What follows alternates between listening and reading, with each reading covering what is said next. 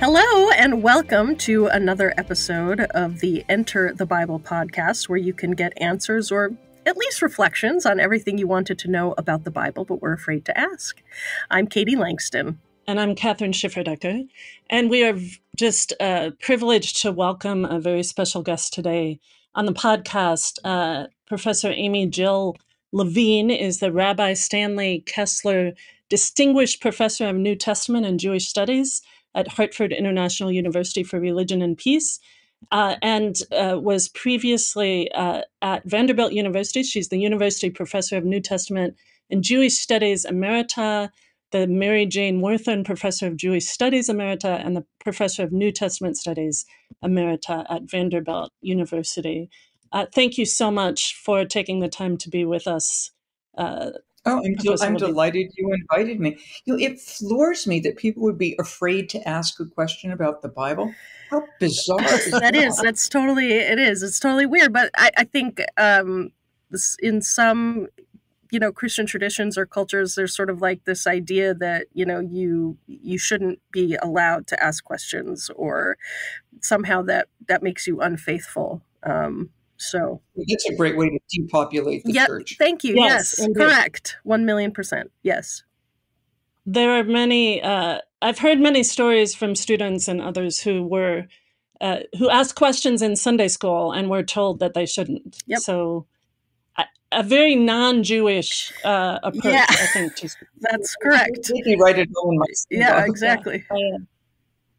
So we have a listener question today that came in via our website, enterthebible.org. And as usual, listeners, we encourage you to ask your questions there. So here's the question that came in via that website. Who are, quote, the Jews in John's Passion narrative? So there's, for those unfamiliar, in the Gospel of John, we have a number of references to the Jews, particularly in the Passion narrative, and they seem to be the antagonists of Jesus, calling for his crucifixion. So, Professor Levine, how would you begin to address that question? I know it's a big topic. Yeah, well, I would rephrase the question. They don't seem to be the antagonists. They are the antagonists. Yes, true. Right. Yes. So John uses the term Judaios, Greek for Jew, can also be translated Judean, but it's basically the same thing. 69 or 70 times, depending upon the manuscript that you look at. And I don't think that as John is being read out loud to people, since most people back then were illiterate, you're going to hear the text performed or read out loud. I don't think that, Marcus is going to turn to Livy and say, do you think he's talking about all Jews now or just some Jews? Yeah. That's not the way people listen to things. Though every once in a while John drops in a reference to Pharisees, they eventually morph into the Judaioi anyway. So I think just for John's rhetoric, there are people who are following Jesus, and then there are these Judaioi, and they represent the folks who don't. And John's very dualistic. You're either in the system or you're out of the system. Right. So the Jews in John, although many pastors or Bible study leaders want to say, oh, it's just the Jewish authorities, or it's just the Jewish leaders. I don't think that's what John means. I don't think that works in terms of how the literature functions. And even if you say Jewish leaders or Jewish authorities, it doesn't help much, because then you have to ask, well, in what sense are they authoritative? If we're talking about the chief priests, for example, the only thing they have authority over is over the temple. They don't tell people how to practice. They don't tell people what to believe. They are appointed by Rome. The only reason Caiaphas, who's the high priest, has his office is because Pontius Pilate lets him.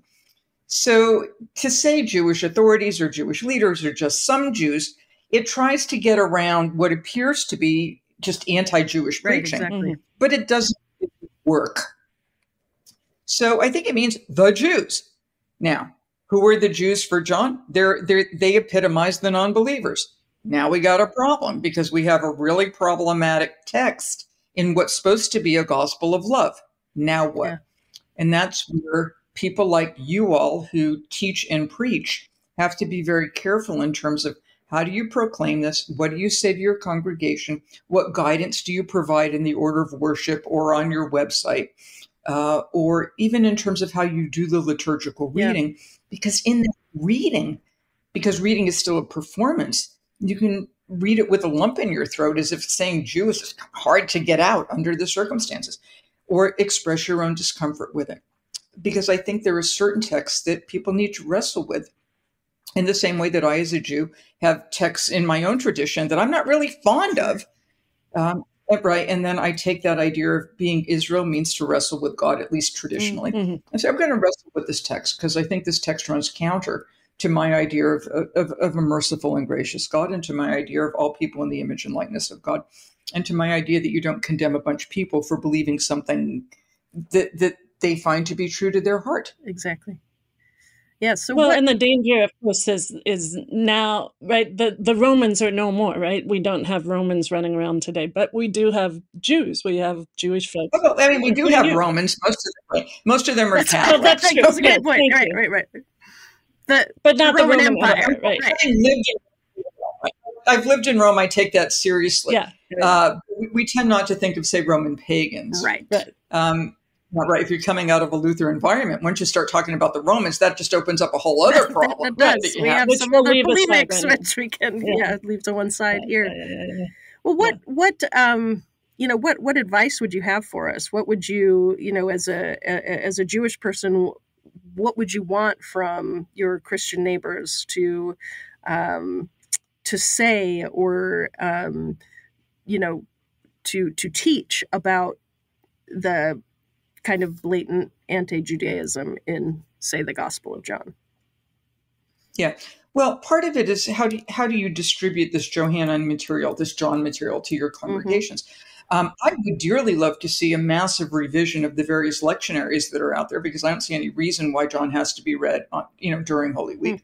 Why not do the 7 last words of Jesus, which is traditional in Black churches? I think that's a great idea. Plus, you get a little bit of every gospel.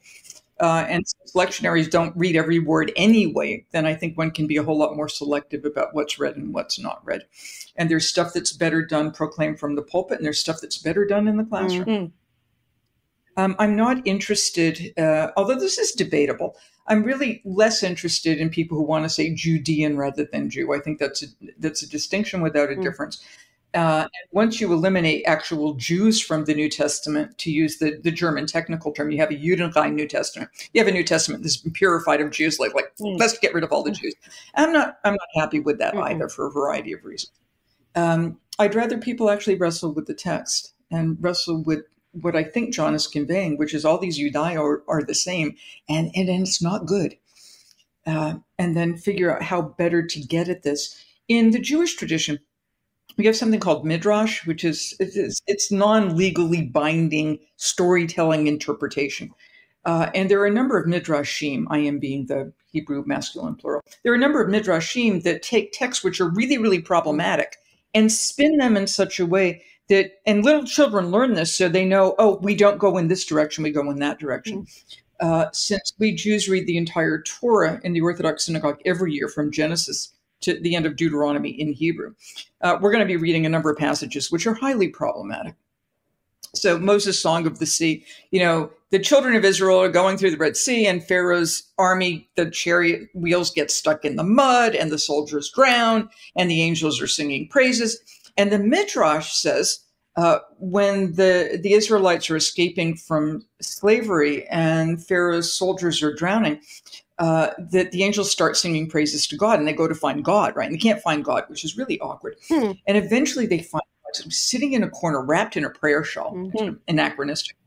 And God is weeping uncontrollably. And the angels say, but the Israelites are escaping. And God responds, my children are drowning and you're singing praises. And that's about the Egyptians.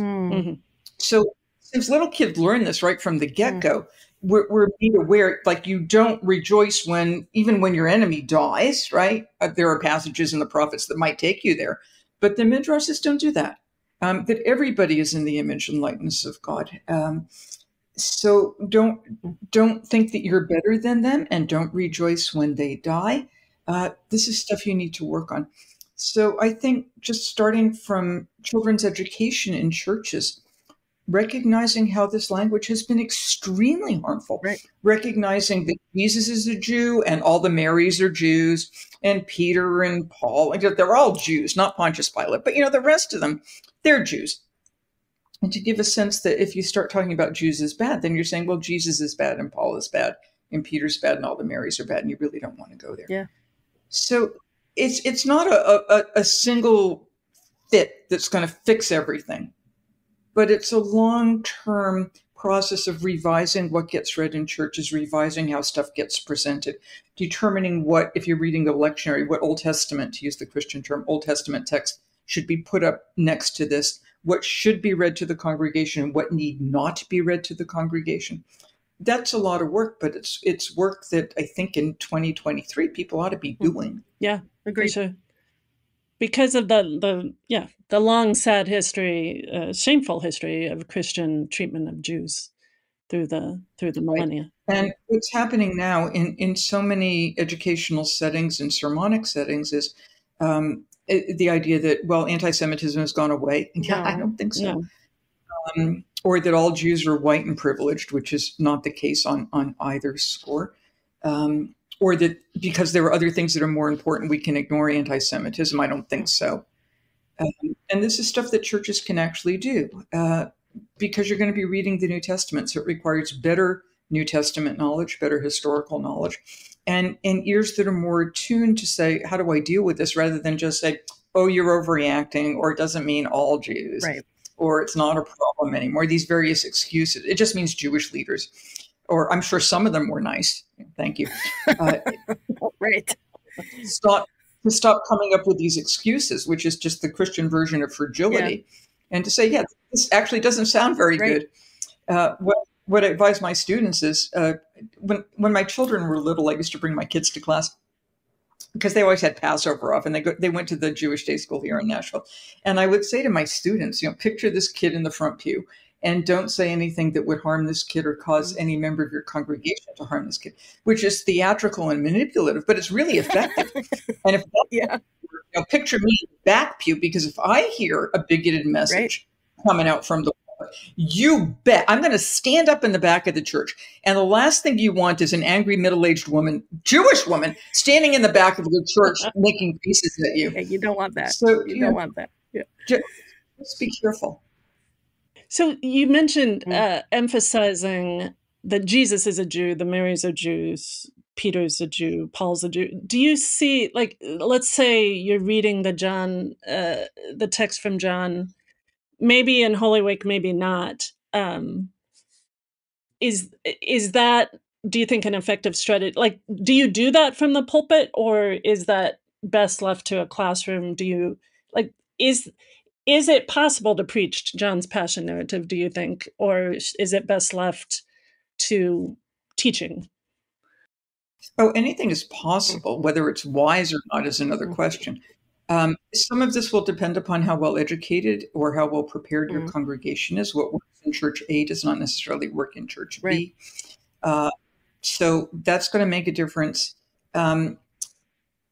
How many Jews you have in your church will make a difference, because there are a number of churches where you might have intermarried couples or Jewish converts.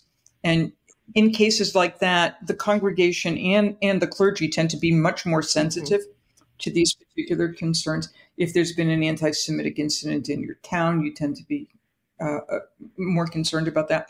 So what works in one church doesn't necessarily work in another. Can this stuff be preached? Yeah, but you have to be really, really careful. Yeah. Should it be?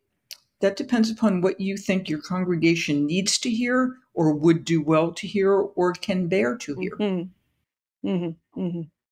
No church is one size fits all. No congregation is one size fits all. No, that's true. You had mentioned earlier in the conversation, you said at first that and I'm not sure I heard you right, so that's why I'm asking, that the Pharisees in John's gospel kind of morph into this category of the Jews. Is that what you said? That's what I said. Okay. So why is it what's that change about? Do you have any theories? Yeah, I think it's a process that begins with the other Gospels, and John simply brings it home. Mark is pretty good about keeping groups separate. Matthew is the one who brings together Pharisees and Sadducees, and you can see that Pharisees and Sadducees both come to John the Baptist. That's not in Mark. So the idea that Pharisees and Sadducees would agree on anything is already a bit weird. And Luke gives you kind of nicer Pharisees, certainly in Acts. But by the time you get up to John, John has no references to Sadducees. And even when you get stories that start talking about Pharisees, by the end of the story, and John doesn't know when to end a text anyway, I mean, they just go on forever. That is true. It's not like the synoptics where you can be done right, with exactly. So when John starts with Pharisees, eventually they just become Jews. Okay. And I think that's deliberate. I think the same thing is happening in Matthew, where you get Pharisees and Sadducees, but at the end, I think Matthew strategically uses the term Judaioi with this totally nutty story about bribing the guards to say what happened to the body. Oh, we fell asleep. Like some Roman guard is going to say, "Oh yeah, we fell asleep," which is already just nuts. And then while we were asleep, the disciples came and stole the body. Well, how would they know that if they were asleep? The whole story is completely ridiculous. And Matthew says, and this story is told among the Judaioi until this day. And I think that's Matthew's way of saying, they're all kind of coming together. It's all the people. The Greek is passolos. All the people say, crucify him, his blood be on us and on our kids. So Matthew has begun that process of consolidating all the Jews who are not Jesus followers as quote unquote the Jews. And John picks that up and continues it. Oh, that's really helpful. Historical context. So the Gospels are written obviously after the events that they record, sometime in some cases many, many, many years after. And so the early church, which starts, all the early believers are Jews. Early Christian believers are Jews. And then it starts to, of course, expand to the Gentiles with Paul's missions. So the gospel writers are writing in a context. Am I right that that the antagonists of the early church, at least some of the antagonists, are Jews, and is that influencing the people out of whom they came? Right? Is that influencing this depiction of the Jews in the Gospels? Yeah, of course, it has to be. Yeah. Because anytime you write a text, you're influenced by your external environment. So those of us who write books, we're influenced by what we read and whom we read and what we saw in the movies or heard on the radio. Now, whether John is reflecting what's actually going on the ground or whether John is trying to manipulate what's going on the ground. And I think John is more in the manipulative phase because from what we know externally, Jews who are believers in Jesus and Jews who are not are on the whole getting along pretty well. Okay. So how do you make people choose up sides rather than stay on the fence or say, I want to be here, I want to be here? So John is saying, listen, if you hang out with those Judaioi, it would be bad for you because they're really children of the devil and they're really out to get you. And the whole group of them wanted to do away with Jesus. And you might be thinking, not so much. So there are places in John where things kind of slip, where maybe things aren't so bad. My friend Adele Reinhardt, who's a really good Johannine scholar, whose work I would commend to everybody, pointed this out to me because I hadn't noticed it.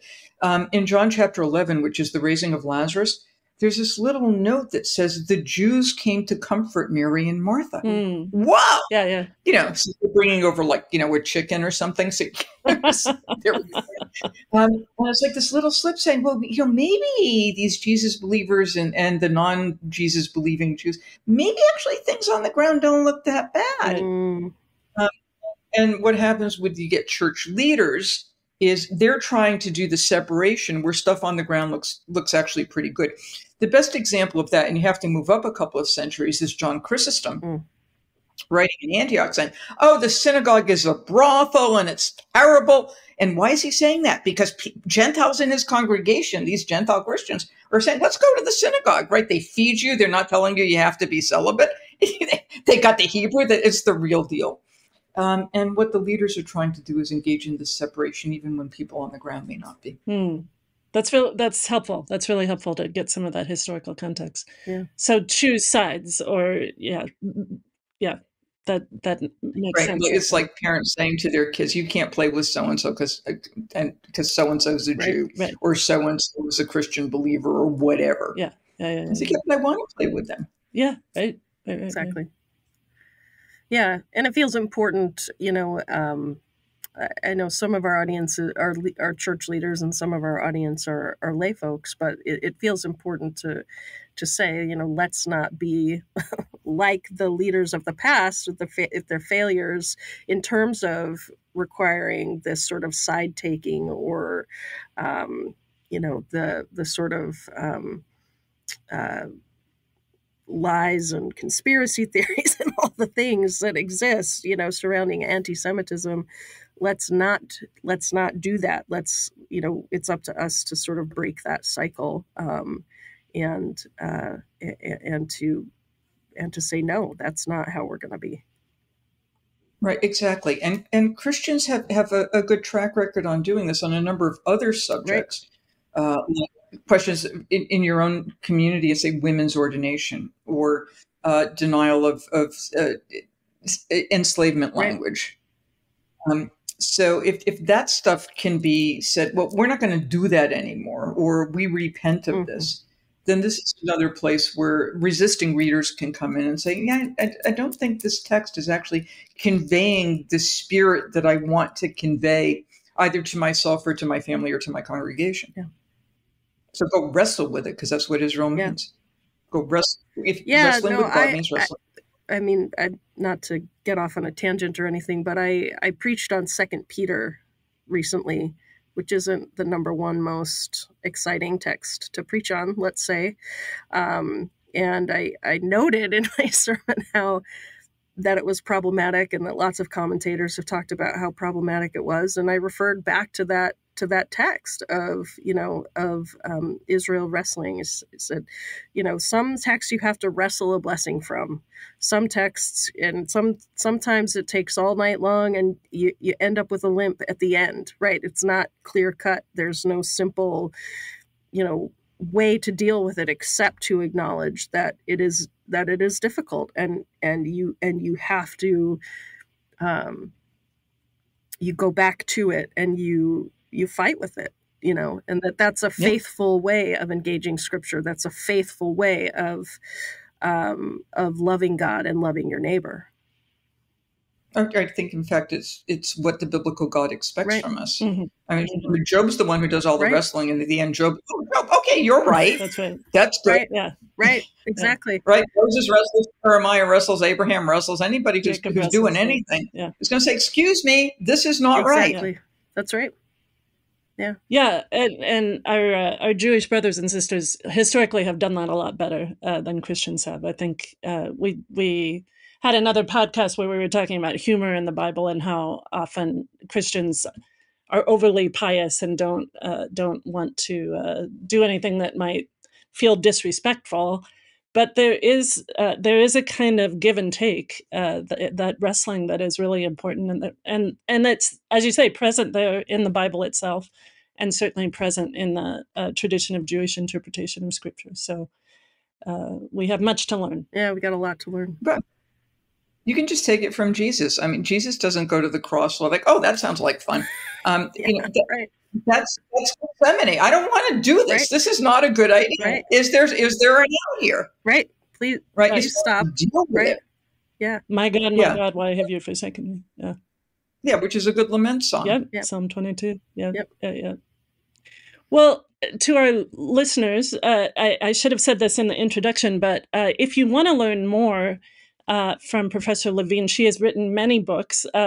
One in particular that I would highly recommend is the Jewish Annotated New Testament, which is published by Oxford University Press. It's going into its third edition. Professor Levine is one of the general editors and a contributor to that, along with Professor Mark Brettler.